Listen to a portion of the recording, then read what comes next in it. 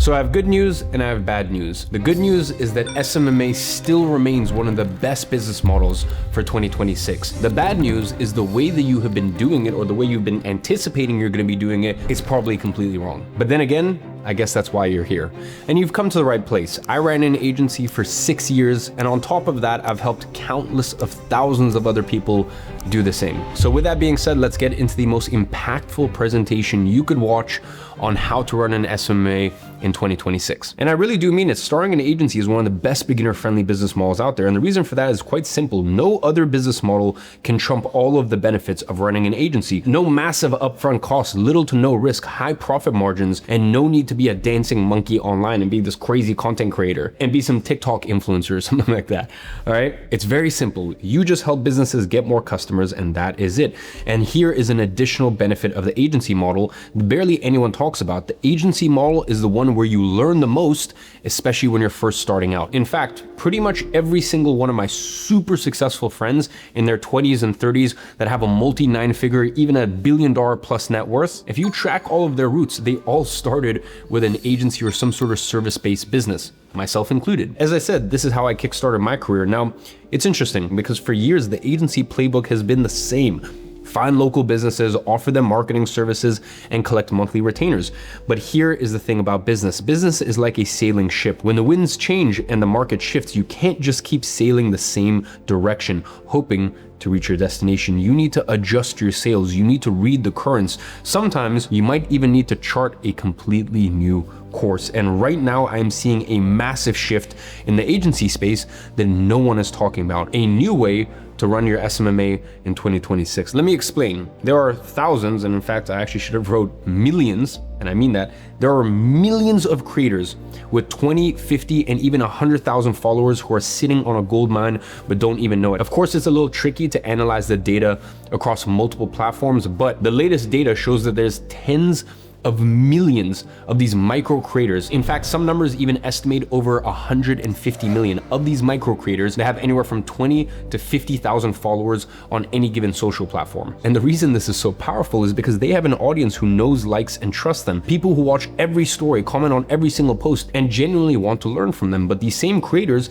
they're making a few $100 here and there from brand deals at best, maybe even some affiliate commissions, when in reality, they could be making much more if they knew how to package and sell what they already share in their content. And this is creating a huge opportunity in the agency space. One, where as the agency owner, you can help these creators make more money without having to show your face or be an expert. In fact, I actually don't even know why I didn't show this before. I'm gonna put something up on screen. This was a brand deal that I had when I was 16. I think the YouTube channel back then had like 5,000 subscribers or something like that. If you guys aren't aware, I've been uploading for 10 years, literally my entire journey from being interested in books and fitness and training, and then from there building my first business 10 years ago, and just that entire process all the way through. But initially, a lot of my early content was just like vlogging my day-to-day life and what I was doing in the gym. So I'm gonna show the first ever brand deal that I got. I think it was like 75 pounds or 150 pounds a month, or it may have even been 150 or 75 pounds a month in like free supplements. So that's a perfect example. I had what, 5 or 10,000 subscribers at the time. I think that's the only brand deal I've ever taken in my entire life. But it really goes to show that a lot of these creators just don't know how to make money. They're very good at making content,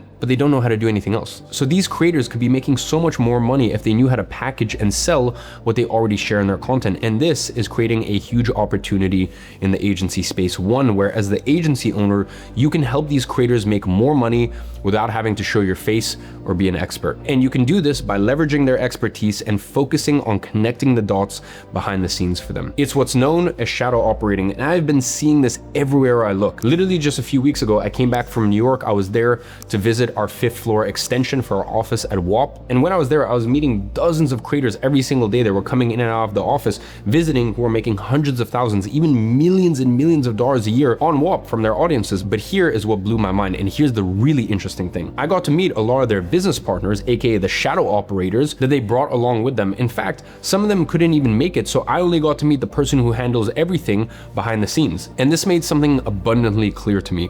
Shadow operating is real and it is here to stay. And these guys and girls do very well for themselves because they they take a percentage of what the creator makes. And it reminds me a lot of what I used to do back in my agency days, except you're not working with local businesses. Now, if you're listening to all this stuff and you're like, oh, this sounds complicated or super advanced, no, okay? We're not going for the creators with 10 million followers or 5 million followers. No, we're not talking about any kind of creator. There is a specific type of creator that this works exceptionally well for, even if you're a beginner, and I'll explain why a little later on. And this is what I'm gonna show you today. So here's my promise to you for today's video. In today's video, I'm gonna show you exactly how to start an SMA from scratch in 2026. And in fact, I'm gonna show you how to do it the traditional way first, okay? Because I know some of you guys may be a little bit more old school and you wanna stay in that world, and that's fine, okay? But after that, I'm also gonna show you the new way, where you become a shadow operator. Both of them work, by the way. And by the end of the video, you will know which one is the right path for you. So with all that being said, let's get into it. Step number one is niche selection. The first step when starting an agency, the traditional way, is niche selection. If you're going the traditional route and working with local businesses, there are a few things that you need to make sure of. In simple terms, this is all about the type of businesses you will work with. Some might suit you better than others, but the truth is there's no such thing as the best niche. Now you might be saying, okay, well, why niche down in the first place? And there's really two reasons for it, okay?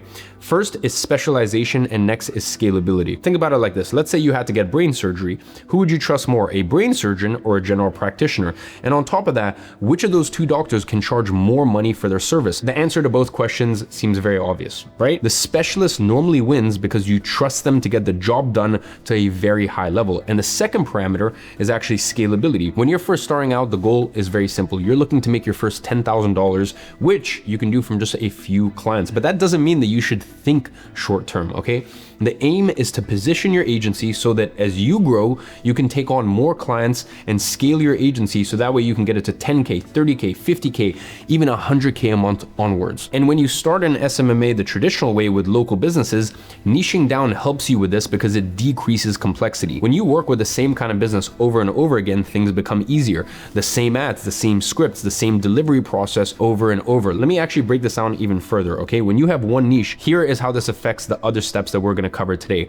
Prospecting, same method. Outreach, same platform. Sales, same style. Service delivery, copy and paste. Offer, same offer. When you have multiple niches, it's literally like running multiple different businesses at one go. And by the way, this is what one of my clients who I helped scale their agency many years ago did with his agency. Bobby, who all credit to him, is an incredibly hardworking gentleman. He worked with authors selling books on Amazon, and he was able to scale his agency to 150K per month. He had 100 plus clients at one point. And the reason he was able to do this is because he kept everything simple. He was able to find prospects, reach out to them, and deliver the same service over and over again. Now, here's what this looks like. If you work in multiple niches, everything is different and it's harder for you to manage. If you want to do things the traditional way, here are a few more factors to keep in mind. Revenue and profit, product ticket size, growth and scalability, market size, sophistication level. Now, let me actually go ahead and run you through these. Start with revenue and profit, okay? In general, it's best to look for businesses that are making at least $10,000 per month in profit, okay? Not revenue, profit. Otherwise, paying you $2,000 will feel very expensive. Second is product ticket size. In other words, how expensive is the thing that they sell to their customers? Think about it. It's much easier to help a solar company that makes $10,000 per job get an extra sale than to help a clothing shop that makes $5 profit per t-shirt sell an extra 1,000 t-shirts, okay? Third is growth and scalability. You want to work with your niche long term, so it's wise to avoid dying industries. So would you rather work with DVD companies or info businesses? Well, we both know that DVD rental companies are becoming obsolete while the info business space is rapidly growing. Fourth is market size. This is simply to do with how big the market is, okay?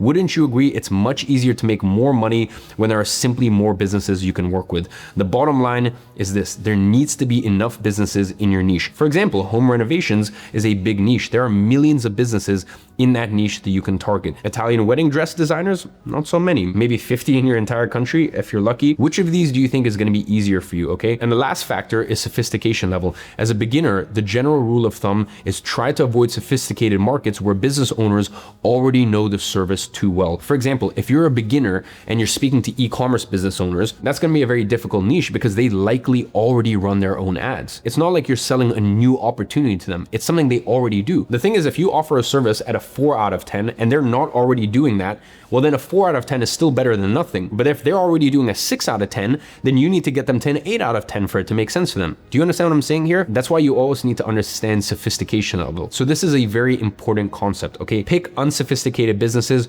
where the business owner has no idea how to do the service that you offer. Here's the thing though, my team and I, we've helped thousands of people make money with the agency model. And what we found is that picking a niche is where 90% of people get stuck. Most people spend weeks, sometimes even months, overanalyzing niches, comparing profit margins, building spreadsheets for comparison, and overthinking every decision. And as a result, they never actually start their agency because of this. But remember, I spoke about how there's a new way of running an agency. One where you partner with creators who have an audience and become a shadow operator for them. With this new way, you can actually skip this entire niche selection step, okay? You don't need to pick a niche at all. Of course, there's still some guidelines that you need to follow, but it's simpler. Here's the key difference. With this new way, you're not working with local businesses, and this will significantly decrease the sophistication level of the people that you're gonna be working with. And this is great news for you. I mean, think about it. Most local business owners already understand business fundamentals. They understand the ins and outs of business. There's slightly more sophisticated buyers than your average creator, okay? On the other hand, most creators, they are not business minded at all. They started making content because they were passionate about fitness, cooking, or productivity. They built their following by being authentic and helpful, not by understanding business. They're unsophisticated, and that's even better for you. But like I said, you're not looking for just any creators. Let me explain what I mean by this. In the online space, there are three main types of creators. There's nano creators, micro creators, and macro creators. Nano creators are usually too small, okay? They have 1,000 to 10,000 followers, meaning they have limited monetization potential. Micro creators have anywhere from 10,000 to 100,000 followers. These are creators with engaged, loyal audiences who haven't figured out monetization yet, or maybe they're already monetizing their audience to an extent, but not as well as they could be. A fitness creator with 50,000 followers teaching calisthenics, a mindset coach with 30,000 followers helping people overcome their limiting beliefs, a dad with 75,000 followers sharing how they raised their kid. They all have one thing in common, an audience that wants transformation, but they have no systems to deliver this at scale. These are the creators you want to focus on. Micro creators, okay? And because each creator already has their own niche, you don't need to niche down yourself because they've already built the audience for you. And because they've already established themselves as the expert, you don't need to be an expert at all. You are just helping them monetize their audience. Put simply, in the traditional way, you look for niches. In the new way, you look for creators that fit your criteria, which means there are fewer variables that you have to worry about. And then the last category is macro creators. But listen, these guys are simply too big. Now you can actually do this as a shadow operator once you're intermediate or advanced, that's a separate discussion. But for beginners and people first starting out, you want to avoid those, if I'm being honest with you, okay? They're the ones with 150,000 plus followers. They have agents, managers that are already helping them make money. Look at Logan Paul as an example. He has a huge audience and he monetizes his audience very well. And in fact, fun side tangent, that drink he's holding right there, that was actually his shadow operator's work. So there's a company known as Congo Brands. As far as I know, they own 60% of the business, and then KSI and Logan own 20% each. So they own a minority, and then their shadow operators, the people that are basically capitalizing on their audience to sell products, they're the ones running business. Now I will say creating a prime is not an easy task, and I definitely don't recommend that. Too much complexity, too much money needed, and there's much better ways to monetize micro creators, which I'll show you how to do even if you have no experience or tech skills. So going back to the topic, a micro creator with 30,000 followers, they're not getting those same opportunities. Most of them are making little to no money from their audience beyond maybe just some small affiliate commissions. For example, let's look at this creator, @divorced and unbothered on Instagram, okay? Lauren has an audience of over 40,000 followers. She helps divorced single moms navigate life, and she creates content around the ups and downs of co-parenting. If you look at her reels, she gets very good engagement with more than 10,000 views per reel on average. But if you look at her bio, it says collabs, and she's added her email address. This means that she is open to partnerships. And if you look at her bio, you can see that she has a link to a few affiliate products. So what does this tell us? This tells us that she is looking for ways to monetize her audience. But at the moment, it looks like she hasn't got her own product, which means that she is leaving so much money on the table. And if we do some maths, you actually get an idea of just how much. If she sold a $50 product to just 1% of her audience, just so you understand what that means, 99% of our audience, literally 99% of our audience, this audience that knows, likes, trusts her, loves her content. If 99, just imagine 100 people in a room, how big that room is. If 99 of them were like, yeah, you know what, actually, I don't care, I'm not interested, I don't want to buy this thing. If only one in a room of 100 100 bought, well then she would still make an extra $20,000. And that's just selling a cheap $50 digital product. And as I said, I'm using super conservative numbers here, okay? And this is why this is such a huge opportunity. There are so many of these micro creators like Lauren out there. They are at the perfect stage where they have expertise and credibility in their niche, but they simply don't know how to monetize their audience properly. They are creators for a reason. They enjoy the creative side of posting content and talking about whatever topics they talk about, but they don't want to have to handle the business side of things. Business systems, marketing, and launches. Now I already gave you one example, but let me give you another. Most of the biggest creators in the space have shadow operators helping them behind the scenes. I'm sure you guys have heard of Nelk Boys, okay? Those guys have a huge audience with a cult-like following. I'm sure you've heard of their brand, Happy Dad. Two brothers actually helped them build that brand. The Shahidi twins, okay? They pretty much built the entire brand and just partnered with the Nelk Boys to be the face of the brand, to focus on the creative side of things, to create content, grow the brand. And this is not the only example. And by the way, I have countless examples like this. Literally on my Instagram story the other day, I mentioned shadow operating once when I was answering someone's question. And this is the DM I got from a creator who has 100,000 followers on TikTok teaching people inner healing. She reached out to me because she was thinking about making an online digital product, but needed help from a shadow operator. In her words, this is literally what she said. She goes, after seeing your shadow operator method, I realized that I am the perfect creator to create a partnership. Let me read this DM. Hi, man, could you please put me in touch with some AI shadow operators? I'm a creator with about 100,000 followers, TikTok mostly, teaching reality transurfing and inner healing. I'm confident we can scale to $1 million in online courses. In brackets, she goes, the business/tech side is my challenge. After seeing your shadow operator method, I realized I was the perfect creator to create a partnership. Thank you for your time. Like, how much more obvious could it be that there is a burning demand out there right now for this? As I said, these creators don't even know where to start, okay? And that is the part that you will handle. Now, I know what you're thinking, and it's a very, very fair and valid point. You're thinking, but how will I handle this for them if I don't know how to handle the marketing side of things either? Well, you don't need to worry about that, because there are so many specialized AI tools that you can use that will do all of the heavy lifting for you. In fact, my team and I have been testing hundreds of AI tools over the last couple of years to figure out which ones are the best for SMMA in 2026. I'm gonna mention some of them here today, but if you guys want, I can make a video more specific on this, literally breaking down like the hundreds of AI tools that I've tested and which ones have been worth it. So go ahead and comment specialized tools below if you want me to make that video. So now that you understand the different types of creators and which ones to focus on, it's time to figure out how you are going to help them. Step number 2, service selection. And this is where service selection comes in. You see, if you don't have a service, well, then you have nothing to sell. And for traditional agencies, there are dozens of options to choose from, but this is also a common problem that I see. It's what's known as analysis paralysis.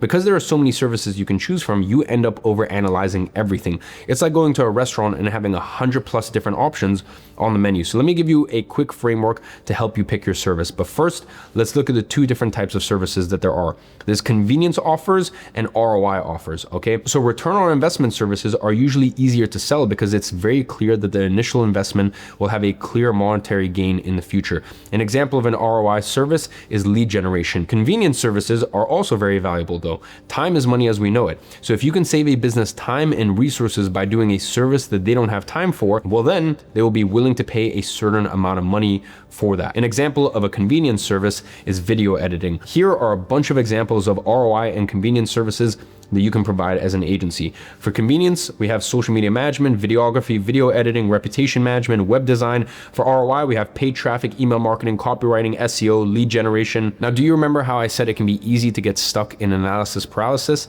This is why, okay? So to avoid getting stuck in this, let me give you 2 questions that can help you pick your service. Firstly, what is the biggest problem businesses in my niche face? Secondly, what's the most efficient way to solve that problem? Let's say you picked solar companies as your niche, for example. You need to do your research. Maybe you even talk to a few business owners in the space and you find out that, let's say, their biggest problem is not enough leads coming in consistently. Great. Well, now you know that they need more customers. So the next step will be to only look at services that bring customers. SEO, paid traffic, email marketing. The good news is that all of these can work. But to figure out which would be the best in this case, I would also look at some other factors: skill set, scalability, upfront cost, and income variation. So let's start with skill set. Ask yourself, can you deliver this yourself or will you need to hire contractors? This is a very important consideration to make, because if you can deliver the service yourself, well, then this gives you a competitive advantage. In fact, just to give you some context, when I started my agency, it was a creative agency. Not only did I love creating content, but I was also good at it. So if you already have a skill that could be put to good use, you would be crazy not to use it. But if you don't have the skills, Don't worry, I will show you how to overcome this later in the training. Next is scalability. The truth is different services have different levels of scalability, and this will usually come down to one thing: location. This is actually the main reason I switched my content agency to an advertising agency. When your service requires you to be at a certain location, the number of clients you can handle decreases significantly. Paid advertising lets you manage 20 clients from your laptop. Video production requires you being on site. Both work and are viable, but just at different scales. So the question you have to ask yourself is this: does this service allow me to handle multiple clients, and how many clients do I want long term? Next is upfront costs. Okay, when it comes to the agency business model, it is the one model that really doesn't require much, if any, capital investment, which is why I'm such a massive proponent of it for people who are just getting started. Instead, the model requires sweat equity, aka effort, and the service you pick may have an impact on that. So let's compare two services here: videography versus copywriting. Copywriting just requires you to have a laptop, while videography might require you to have multiple bits of camera equipment. Okay, so the question I want you to ask yourself here is, what is the barrier to entry for me to deliver this service? My advice to you here is to choose a service that aligns with your current resources. I don't want you to spend tens of thousands of dollars or even hundreds of thousands of dollars up front, putting yourself in a hole before you even start making money from your clients. That being said, the fourth factor here is income variation. You see, different services have different income structures. For traditional agencies, there are two different deal types. We have project-based and recurring. Project-based work is usually where you get paid a lump sum for a specific project. For example, $4,000 for a website build. Recurring is where you get paid a monthly fee over a pre-agreed term. For example, $2,000 a month for 6 months for paid traffic services. And the important thing to understand here is that one isn't necessarily better than the other, but you need to ask yourself whether you prefer that monthly stability or if you're okay with having your income vary month by month. Now, once you evaluate these factors, you're ready to move on. Now, when it comes to a new way to run an SMMA, you're actually able to overcome one of the biggest hurdles that most people encounter. With a traditional model, the goal is to help local businesses get more people to know about their product. You need more eyes on the product, and that is often the hardest part of the business. It truly is one of the hardest skills, bringing clients to a business that no one knows. But with this new way, you get to skip this step entirely because micro creators have already built audiences that know, like, and trust them. They already have the eyes and the attention. They just don't have the back-end strategy to launch the product and monetize that attention. And that is where you come in. In addition, with the new way, you also don't have to worry about all the service options because the service is clear. You are helping micro creators monetize their audience by handling the marketing side of things, meaning you're not restricted to just one rigid deliverable. Instead, you can adjust your approach based on the creator's needs. Some creators need some help packaging their expertise into a digital product. Others might just want your help setting up their community on WAP. Some want your help setting up a one-on-one coaching offer for them. Some may even want a combination of these. The point is that you are providing the same core service, but the format might change. The difference here is very clear. With traditional agency services, even if you're using contractors, you still need to understand that specific service well enough to sell it and quality check the work. Whereas with shadow operating, the creator already has the expertise in their field, meaning you don't need to worry about any of that. A fitness influencer knows fitness. A productivity coach knows time management. A finance creator knows investing. They just don't know how to bring that to life. And in many cases, they don't even know that the opportunity exists, to be honest. And that is where you come in. All you have to do is focus on providing the infrastructure and connecting the dots for them behind the scenes, so that way they can do what they do best. Now listen, I know what you're thinking, but Iman, I don't know how to do all the marketing stuff either. And I'm gonna be honest with you, if you asked me this question a year or two ago, I would have told you that that is a very valid question. But don't worry, I'm gonna show you very shortly why this is possible for literally anyone in just a second. But before I do, let's go over how to actually set everything up so you can get started. And this is where we get to agency setup. Now at this point, you already have your niche and service locked in. It is now time to turn your idea into a real business. But I'll be honest, I don't want you to spend too much time on this step. This is one of those admin steps where you do it and you move on. And the good news is once it's done forever, and then you are good to go. And this is one of the most exciting parts of the journey because this is where you officially become a business owner. I'm gonna go through this one very quickly because I don't wanna overcomplicate this step. Like I said earlier in this video, I'm gonna show you the traditional agency way and then the new way through shadow operating. Just know that for this step, things are gonna be very similar for the traditional way as well as the new way. First, you pick your agency name. Don't overthink this. My agency name back in the day was IG Media. Literally just my initials plus the word media. Terrible name, by the way, especially because I ended up offering paid traffic services. If I went back and I could rename it, I wouldn't name it after myself either, to be honest. Okay, keep it simple. And just know no one cares about your name as much as you do. If you're you're stuck, give Namelix a try. It generates a bunch of name options for you, and you can literally just pick the one you like the most. Next, you're gonna buy a domain. Your domain will allow you to create a professional email and host your website. You can buy domains through many platforms like Namecheap, GoDaddy, and so on. A word of warning, domains can get very expensive, but it doesn't have to be that way. If you search your agency name and it's expensive, just pick a different name or buy a variation that's cheaper. For example, if .com isn't available, get .io or even .org, okay? Now, once you have your name and domain, you can go ahead and create a logo. Please understand, a nice logo will not be the difference between failing or succeeding with your agency, so please don't spend hours on this. For this, you can use Canva or AI tools like Tailor Brands or Looka. Then, moving on, set up your Google Workspace. This is great because this allows you to store everything for your agency in one place. With this, you also get Google Slides, Google Docs, Google Sheets, Gmail. Now, the good thing is that you get to set up a professional email account through Google Workspace once you have bought your domain. For example, this is what a professional email looks like: name@agency.com. At this point, you pretty much have everything you need if you are looking to start a traditional SMMA. But one additional nice to have is a website. People love to make a big fuss out of this, but the truth is having a website isn't make or break, okay? I was making $20,000 a month before I even had a website. Lucky for you, it's super easy to create a website these days. One other tool that you may want to use is Zoom for meetings. Now, let me show you what changes if you want to do things a new way as a shadow operator. Like I said, most of the agency setup from the above stays the same, to be honest. The only thing I would add is cleaning up your social media. It's the first thing that most micro creators will see when you reach out to them, so you need to make sure that you are making a good first impression.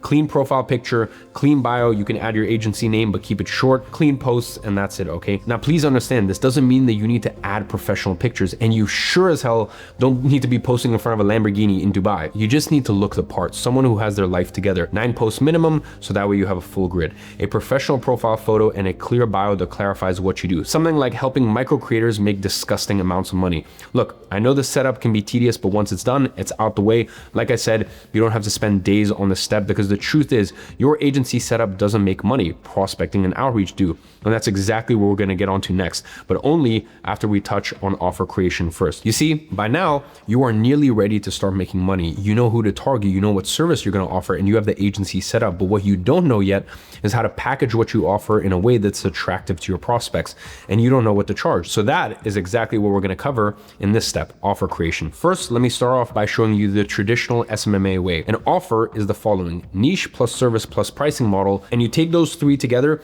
and it's how you package it. That's what makes your offer. But before you create your offer, it's very important that you understand the goal of a strong offer. The goal of your offer is to bridge the gap for your prospects. Whether you're working with local businesses or micro creators, the same principle applies, because every prospect has a current state and a desired state. The current state is where they are when they have an unsolved problem, and the desired state is where they want to get to. In other words, when their problem has been solved, the gap is between those two states, and this is where your offer will come in. Here are the 5 key components of an offer. It's promise, methodology, pricing model, contract duration, and free value. Let's start with the promise. This is your promise to your clients. It normally includes a tangible outcome and a time frame. For example, 30 qualified booked appointments in 90 days, or 4 long form YouTube videos in 60 days. Next is a methodology. This is how you're going to deliver said outcome. For this, keep things simple. You don't need to include every step of the process in intricate detail. For example, we run social media ads to your target market. Leads click on the ads, which prompts them to complete a form. If they qualify based on their responses, our team books them into your calendar.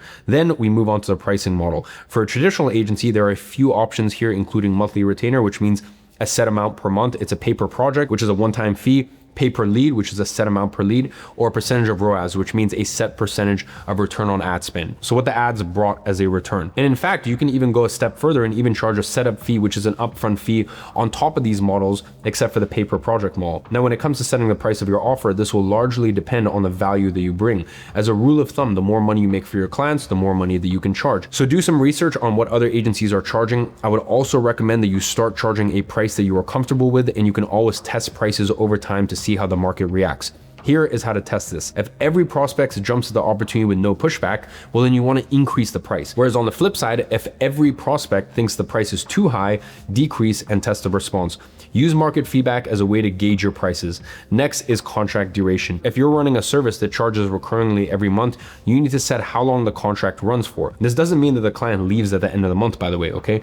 It just means that at the end of the stipulated minimum term, okay, well then terms can be renegotiated, or at that point, you guys can part ways. So if you have a recurring service, I would recommend a contract length of at least 3 months to give you enough time to optimize your service and get your clients results. And to spice up your offer even further, you could also offer some free value upfront to sweeten the deal. Free value includes audits, resources, lead reactivation, and so on. Lastly, let me just quickly touch on guarantees for a second. I know that a lot of people are obsessed with guarantees, but for me personally, I'm not the biggest fan. And I'm talking specifically for agency services in this case. Now, I'm not gonna go in detail here today, but as an agency, I think that it sends the wrong message to your client. So let me explain how to go about this the new way as a shadow operator. To be honest, most of it stays the same for the step because the principles behind creating a compelling offer are universal, but here's where things differ.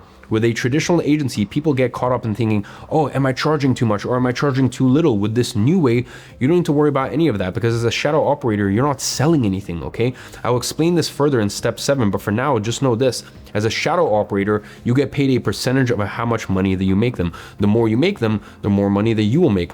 Simple as that. So you don't have to worry about all the pricing models that I discussed above. All you have to do is decide on what percentage split you will agree on with them. When starting out, I would recommend giving the creator a bigger upside to make the partnership more attractive to them until you gain some confidence and lock in some more partnerships. So to start with, I would go with a 90-10, 80-20, or 70-30 split in their favor. Lastly, when it comes to the free value component, you can use the creator audit method as a shadow operator, and I'm going to break this down later in the outreach step. But before I show you that, let's move on to prospecting. Prospecting. By now, you should have your niche, service, setup, and offer out of the way. Now, it's time to start building out your prospect list. For traditional agencies working with local businesses, this process looks a certain way.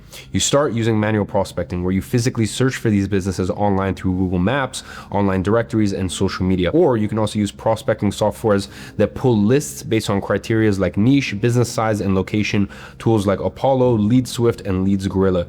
You could even hire lead generators on platforms like Upwork or Fiverr to build these lists for you if you really wanted to. The point is you have options. Your prospecting list is important to keep things organized so that way you can keep track and prepare for outreach, which is the next step. So all you're doing for this step is this: you're identifying prospects and building your list. Now, let me show you how to do this the new way. For shadow operating, prospecting is even more streamlined. The reason is that you don't need to hire lead generators or use prospecting software, and you don't even need to juggle multiple outreach methods to try to figure out what works best. Let me show you exactly how to find these micro creators. You can look for them on different platforms like YouTube, Instagram, Twitter, TikTok, LinkedIn. You could even use platforms like Star Engage, where you can find these creators and see detailed metrics about them, including the quality of their followers. Then you're going to DM them on Instagram specifically, because that's normally where they're the most active. Just keep this in mind for the outreach step coming up next. So I want you to open up your phone, head over to Instagram. You can literally do this with me right now if you want. Go to the search bar and type in keywords related to popular niches: fitness and health, personal finance, productivity, self-improvement, parenting and family,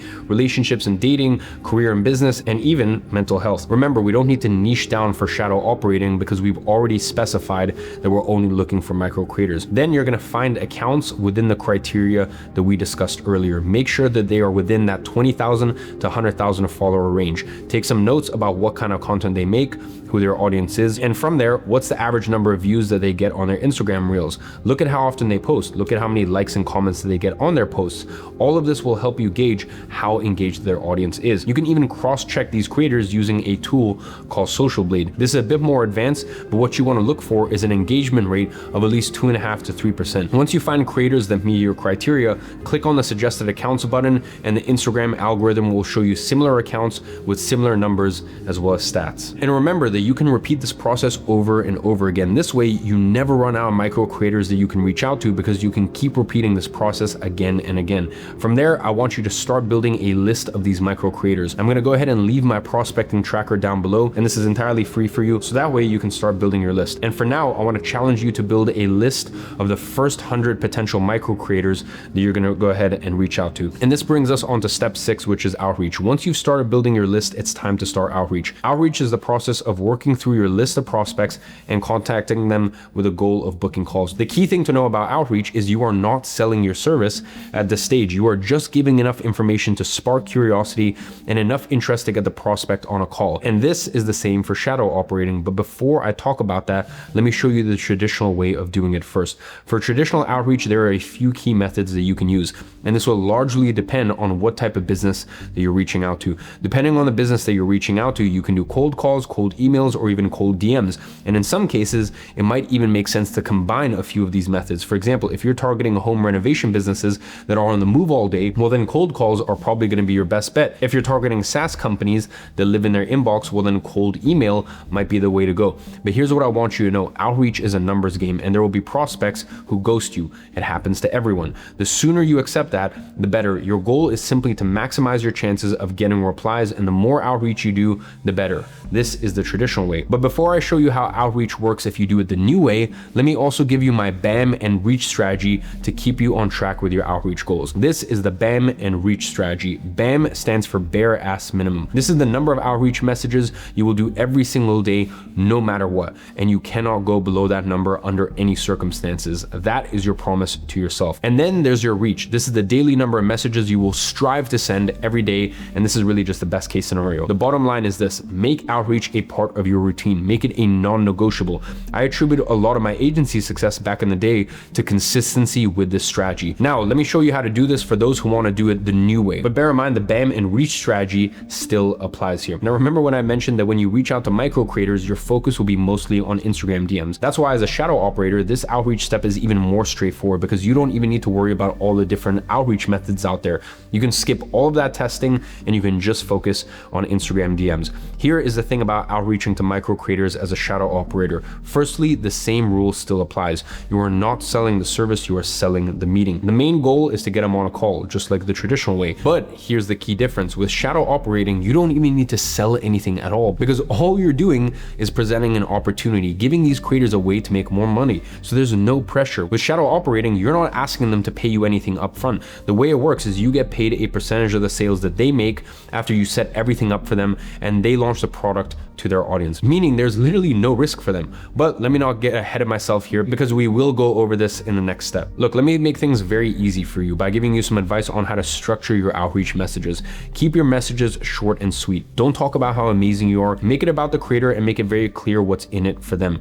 These are just 2 of the 100 template messages you can send to creator. Hey John, I notice you have a very engaged audience who follows you. Are you currently monetizing your audience? Hey Sophia, do you currently sell any coaching or mentorship? Notice how I always include their name for personalization, and I always end the message with a question to keep the conversation open-ended and prompt a reply with them. Now let me tell you where the real sauce comes in. When you start getting replies, I want you to go above and beyond for your prospects.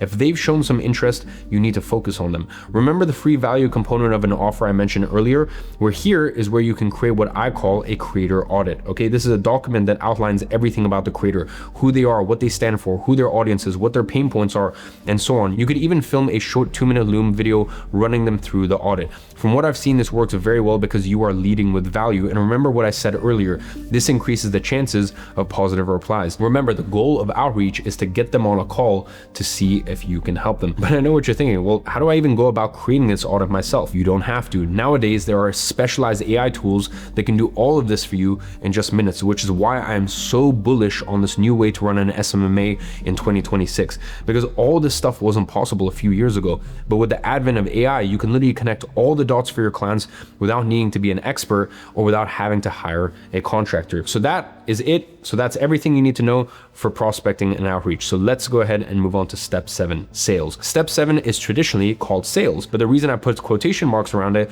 is because you don't need to sell anything if you choose to go with the new way. That being said, first let me give you the traditional route for those who are more old school and want to run a traditional SMMA. If you're doing things the traditional way and working with local businesses, you will need to do sales. Your calendar is going to start filling up with these meetings from your outreach, and your job will be to convert those meetings into paying clients. So in order to prepare for your sales calls, you need to first understand the structure of these calls. It looks something like this: rapport, pre-frame, discovery, transition, and then pitch. First, you build rapport for the first 2 to 3 minutes. This is where you just get to know the person, easing them into the call. Then you ask for permission to proceed and move into the pre-frame. This is where you actually lay out how the call is going to pan out and position yourself as the authority. You're going to go ahead and say something along the lines. So let me break down how today's call is going to work. I'm going to ask you a few questions about your business, and all I ask for is transparency.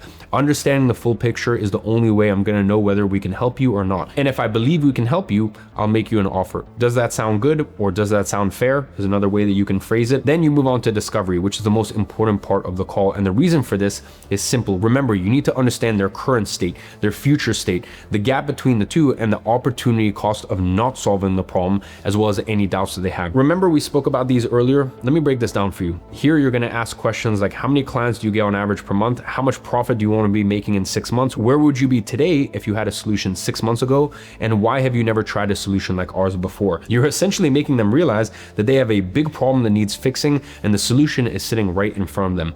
Then you transition into the pitch, where you break down your methodology and how you can help them. Throughout all of this, you're managing objections, getting verbal agreements, and eventually closing the deal. It's a process, and the better you are at selling, the more clients you will sign. Now, let me show you the new way, and this is fundamentally different. You see, with the new way of doing things as a shadow operator, you don't have to worry about selling. In fact, I want you to forget the word sales for a second, because remember what I said earlier, you're not selling anything to these micro creators. You're not convincing them to pay you any money up front. No, there's a very big difference here. You're not overcoming objections about why they should trust you with their marketing budget. You are simply presenting an opportunity to make them more money. And the best part about this is very easy for them. You're not asking them to learn a new skill or become an expert in something. They're already the expert. They already make content. So it's very easy for them to create these digital products. And like I said, it doesn't even require them to pay you anything up front. They can continue posting all the content that they already do and interacting with their audience. The only difference is they're going to see a few extra zeros in their bank account. Let me ask you this. If I offered to help you make an extra $10,000,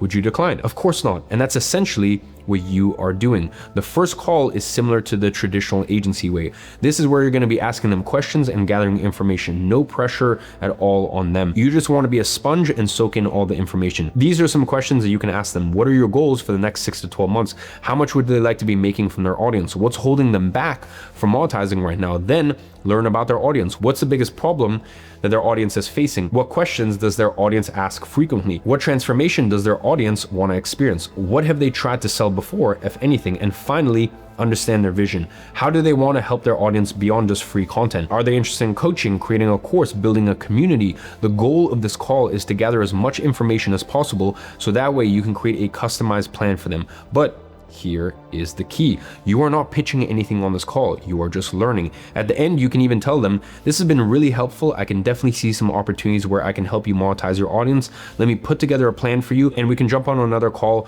where I'll walk you through all of it. Sounds good? And they're gonna almost always say yes, because who doesn't want to make more money, okay? And this is where you're gonna take some time to refine the initial audit, go through some numbers, and present everything to them on a second call. The second call is where you're going to present the opportunity to them, highlighting how much money they're leaving on the table. And for this, let's quickly run some numbers so that way you can understand this. And by the way, you can literally run them through the exact same exercise. Let's say you partner with a creator who has 30,000 followers, you help them sell a product for $95. Let's say you do a terrible job, okay, and only convert 5% of their audience. That means, as I said, just imagine a room of 100 people. 95 people in that room are like, I don't care, I don't want this, even though it's a cheap product and their audience literally knows, likes, and trusts them. So I know that might be hard for you to imagine. So you know what, let's even half it. Okay, let's make it a 2.5% conversion, literally meaning that 97.5% of their audience is like, you know what, I don't want this. Well, if that's the case, you're still making 750 sales. Let's do the math here. 750 times 95 is $71,250. Yes, you heard that right. You would have made them $71,000 just like that. And depending on your partnership split, you would then get paid a percentage of that. Let's say you have agreed on a 50-50 partnership. You would have then made $35,000 with just one launch. And by the way, if more people continue to buy that product, you continue to make more money from that with no additional effort. If it's 70-30, then you would still make $21,000. But let's be even more conservative. Let's say that worst case, you split the partnership so much stacked in their favor. Let's say they made 90% and you only made 10%, okay? They would make $64,000, but you would still have made $7,000. I mean, it's pretty good for your first partnership, no? And by the way, with shadow operating, all of that money you make is pure profit all in your pocket. When you show them these numbers on a call, it becomes real for them. They start to see the opportunity and how much money they're missing out on. And that is when you can discuss the different types of products that you could help them create. And the last thing you also need to do is to discuss the partnership structure, like we discussed earlier in the offer creation step. Do you see how this gets rid of any of the big barriers that comes with sales? Do you see how instead of selling, you're simply offering them a way to make more money where there's literally no risk to them? Now, here's something that makes this even more powerful. One of the biggest problems I personally had with my agency back in the day was convincing my clients to continue to pay me every single month. It feels like every month I had to resell myself to them. I had to give them additional reasons to keep paying me, and it was exhausting, to say the least. And I actually started to see this problem even for shadow operators that were using WAP. You see, some of the more successful shadow operators running their businesses on WAP, partnering up and splitting revenue with creators, they were doing well, but I started to notice a problem. Every time these operators needed to split their payments, there was friction, okay? The creator would receive $10,000 and then would have to transfer $3,000 to their partner because that's what the shadow operator was owed. And every time they did that, they felt in a weird way like they were paying you, but they were not paying you because that's just your fair share, okay? And they would think about that $3,000 leaving their bank account, and that alone would create resistance. It reminded me of something that I always said back in my agency days, which is every recall is a reframe. Basically, every time someone needs to remember to pay you, they reconsider if it's worth it. They think, do I really need this? And that creates friction. So we decided to take matters into our own hands. As some of you may or may not know, I made a very large investment in order to become co-owner of WAP. And by the way, if you don't know what WAP is, it's a platform that processes almost $200 million per month in payments for digital products, creators, software businesses. Long story short, people make almost $200 million a month on my platform. And what's great about being a co-owner is when I see problems, I can just fix it. And that's exactly what me and the team did. We built a feature that removes friction entirely. It is called auto revenue split, meaning money can now be automatically split at the moment of sale. Let me give you an example. If a $100 payment comes in, given that there's a 70-30 split between you and the creator, they would get paid $70 straight away and you would get paid $30 automatically. And this is all handled in the back end by WAP. This way, the creator doesn't ever feel like they're paying you because they're not. You're just getting your fair share of the split. Psychologically, it's because the money never hits their account. They simply receive their part and you receive yours. It's very similar to what happens with Uber, for example. Uber takes a percentage of the payment, but you don't manually transfer money on the app. It's all automatic. The driver receives the share, Uber receives their fee. No one feels like they're paying anyone, and this eliminates all friction. Now, once all of this has been squared away, outline the next steps and onboard them as your partner. And just like that, you have successfully partnered with your first micro creator. But we are not done just yet. There are 2 more key steps that we need to go through: service delivery and then launch. Step 8 is service delivery. Once you've locked in the partnership, now it's time to actually deliver on your promise. For traditional agencies working with local businesses, this will depend on the service you selected. Whether it's Facebook ads for dentists, SEO for a roofing company, or email marketing for an e-commerce store. Either way, at this point, you should know whether you're the one delivering the services or whether you're going to use a contractor. And that's okay. Here's what I did when I first started my agency. Now, I ran a creative agency initially, but then I later decided to transition to paid advertising to align with my goals. Since I wasn't an ads expert, I had to hire someone else who could run the ads while I handled everything else. And like I said earlier, this is the beauty of the agency model. You get paid upfront, meaning you don't need to pay your contractor out of pocket. This way, you're always cash flow positive. Now you might be thinking, but why would an expert work for $500 per client per month when you're charging your clients $2,000? 2 words: contractor arbitrage. There are some incredibly skilled marketers in Brazil, South America, Serbia, the list goes on. Countries where $500 goes a lot further than it does in the US or UK. For them, it's a great salary, and you can find skilled contractors on Upwork, Fiverr, Facebook groups, and onlinejobs.ph. They handle the technical execution, you handle the client relationship, you're essentially the middleman. But here's the thing, I would still encourage you to at least know the basics of what you're selling. Otherwise, you can't sell it confidently, you can't manage your contractors, and you can't quality check the work. That is the traditional approach. Now, with shadow operating, service delivery becomes infinitely simpler. 2 fundamental things change everything. First, you don't need to be the expert because the creator already is, and the product will be all about whatever it is that they already talk about. Think about it. When you're selling Facebook ads to a dentist, the dentist knows nothing about Facebook ads. They're relying on you to be the expert. But when you're working with a fitness creator who has 50,000 followers, they already know fitness inside out. They know their audience's problems. They know how they can help their audience. They just need your help to put everything together. Second, and this is the massive game changer, you don't need contractors anymore. AI has replaced them for the most part, and this is why I keep seeing more and more shadow operators emerging and crushing it with their SMMAs, which is why I think this is the big cheat code going into 2026, because it means that you can benefit from all the agency model has to offer while being able to make life-changing money with 0 employees. Contractor arbitrage is getting replaced by AI arbitrage because it means that you can benefit from all the agency model has to offer while being able to make life-changing money with 0 employees. Contractor arbitrage is getting replaced by AI arbitrage. You see, there's specialized AI tools right now that exist that can handle the entire process for you. They can take care of the marketing assets that you're going to need to create for the micro creator, sales copy, landing page, course outlines, everything. And it does it better than most contractors ever would. Tools like Ghostwriter OS were built by the best marketers and copywriters in the world. And also think about this. AI doesn't ask for raises. It doesn't get tired. It doesn't take sick days. It doesn't deliver work late because the internet went down. What takes takes a contractor a week, AI can now do in minutes, and it does it better than most contractors ever would. And now let me show you how this actually works in practice. Let's say that the creator wants to offer a one-on-one mentorship plus a community. This is actually one of the easiest setups. You're gonna build all of this on WAP for them. It's super simple. You're gonna create their account, create the product, then you would create their store page, then you add the calendar bookings app where people can actually book calls directly with the creator. You can also add the forums app where members can interact with each other and ask questions. The creator just shows up for the call while you handle everything else. Once that's all set up, you're pretty much set for launch. Now, let's say they want to create a video course instead. Still, you would set things up on WAP pretty much the same way. The only difference is that you would add the courses app. This way, you can put the course together for them. Now, of course, they would still need to record the modules and phases of their course, but you can even help them put together the outline for that. Tools like Synthesize AI can create the entire program outlines for you. This way, all the creator has to do is to record the videos and send them to you, and you can upload everything to WAP. Do you see how all you have to do here is to connect the dots and make everything 10 times easier for the creator? And do you see how you can do all of this without being an expert and without even having to show your face? Well, once this step is done, then all we have left is a launch. Step 9, launch. The first step is actually one that I've added for shadow operating specifically, because when it comes to shadow operating, it's important to build anticipation before you get the product in front of the creator's audience. What you need to do is you need to agitate that existing desire and get people excited before they can even buy. Now, there are 15 different launch frameworks that you can use here. We don't have time to go through all of them here today, so I'm gonna give you one of the most important ones here today. The one you should focus all your efforts on when first starting out. It works extremely well for micro creators, and that's the Instagram story sequence. By the way, this is the exact same strategy that I personally use when I'm doing launches. And it's quite cool. Even though I'm co-owner of WAP, I've broken the WAP records twice this year. So that proves that this works at any scale. And here's why. Firstly, because people who watch stories are the creator's most engaged followers. They're checking in daily, sometimes even multiple times a day. Second, stories feel quite intimate. They give you a unique outlook on the creator's life. And because of that, it feels like a conversation, something the creator is sharing with only those whom they want to share it with. Similarly, because stories disappear after 24 hours, this also creates a sense of urgency and FOMO. If you're not paying attention, you might miss out type of thing. And since this is likely the first time the creator is properly monetizing their audience with their own product, there's already some pent-up demand. People have been waiting for a way to go deeper with this creator. They just didn't know that it was coming until now. So let me show you how this works in practice. You run a 14-day launch sequence that follows 3 phases: warm-up, pre-launch, and open cart. Each day, the creator posts 5 to 10 stories following this simple structure: hook, story, CTA. The hook grabs attention, the story builds a connection, and the call to action drives engagement or sales. Day 1 might be, something's been on my mind lately. Then you share a story about the problem their audience faces.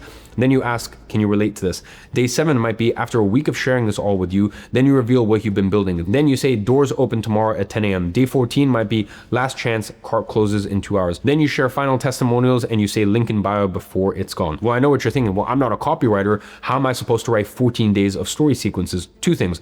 First, remember, the creator is the expert. They already know what resonates with their audience. They know the problems, the desires, the language. You're just structuring it for them based on the information that they give you. Second, AI tools like Ghostwriter OS have specific agents. It's literally like having a specific employee that's the #1 expert in the world built just for this, okay? It can generate the entire sequence for you. By the way, just so you understand, look at the story sequence Ghostwriter created for my last launch. You can see right there, all of these were created with Ghostwriter. I use this tool day in and day out. This creates expert level copy in minutes. Then the creator just needs to post the stories after you've structured it for them at the scheduled times. Do you now see how this eliminates all of the complexity from the process? And here's the beautiful thing about this new way. Once you've done one launch, you can refine and repeat, and you can even launch again in the future and continue to make money, because with shadow operating, the sky is the limit. You can take it as far as you want. And that's it. That is the entire process, the complete roadmap to starting an SMA from scratch in 2026. All 9 steps, nothing held back. Look, I know we've covered a lot of ground here today, but I wanted to make sure I gave you the entire step-by-step because that's what you guys asked for in my last video. By the way, if you're still wondering like what are the best business models that I can take advantage of for 2026, go watch my recent videos where I break down the 3 best AI business models for 2026. Anyways, now that you understand how to start an SMA from scratch for 2026, you really have 2 options: the traditional way or the new way with shadow operating, where you partner with micro creators, leverage their expertise and their audience, and let AI help you connect the dots for them behind the scenes. Look, I'm going to be honest with you, both paths do work, okay? The traditional path is the one that worked for me back in the day, back when I didn't have all the options and all of the AI tools that exist today. And then there's the new way, which I see more people taking advantage of. If you're starting from zero with no experience, no network, and you want to get results fast, partnering with someone who already has an audience is a huge competitive advantage because you get to skip steps. And like I showed you in this video, a lot of the traditional steps are actually easier when you use the right specialized AI tools and you leverage the creator's expertise. With this new way, the creator gets to do more of what they love while getting paid. You get paid and their audience gets the help that they desperately need. Do you understand how powerful that is? Well, I hope you do, because this new way is going to change the SMMA game going into 2026. I know this is a long one, but I just wanted to get this all on paper for you guys. This took me a long time to put together. Please come back, rewatch this video. I know there was a lot here today, so my recommendation is watch this video 2, 3, 4, 5 times. Save it to your watch later, because maybe you might get stuck on a small little thing, so you can always come back to this video and rewatch just that specific section. So with all that being said, as always, I'm watching from afar and I'm rooting for you.